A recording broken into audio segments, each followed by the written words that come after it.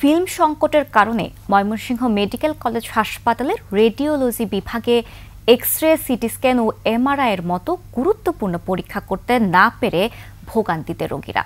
অভিযোগ, সকাল ৯টা থেকে ১২টার মধ্যে টাকা জমা দেওয়ার কাউন্টার বন্ধ হয়ে যায়, ফলে দিনের পর দিন ঘুরেও পরীক্ষা করতে পারেন না রোগীরা। ময়মনসিংহ বিভাগীয় প্রতিনিধি আতাউর রহমান জুয়েলের তথ্যচিত্রে ডেস্ক রিপোর্ট। মাঠের অলরাউন্ডার আমি, আর ঘরের allrounder Tylox. Tylox toilet cleaner, clean মানেই টাইলক্স।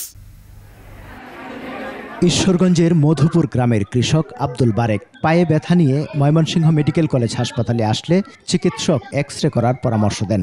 রেডিওলজি বিভাগে এক্স-রে করাতে কাউন্টারে 3 দিন চেষ্টা করেও টাকা জমা দিতে পারেননি। জানান তার দুর্ভোগের কথা। আমি ট্যাঙ্গের সমস্যা নিয়ে আসছি, ট্যাঙ্গ হাঁটতে পারি না।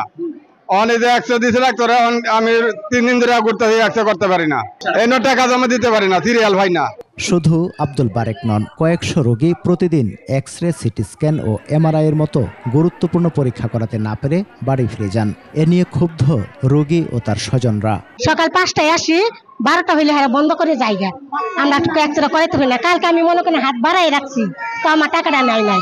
10-15 জন আছে, 12টা বাজে গেছে, বাতি আজকে আর হইব না। টাকা দিছি, টাকা নেই নাই, টাকা না নিয়ে দরজা বন্ধ করে চলে গেছে। বুঝছেন, এরকম ভোগান্তিতে আছি, রোগী ওই আরো রোগী হয়ে অসুস্থ হয়ে যেতেছে এখানে।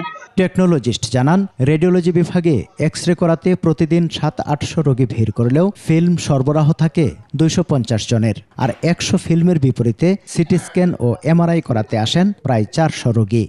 আসলে হয়েছে কি, রোগী তো মোটামুটি আমরা যতটুকু পারতেছি করতেছি, আরো যদি বেশি পরিমাণে লজিস্টিক সাপ্লাই দেওয়া হয় তাহলে সব রোগীদের হয়তো বা করা যাবে।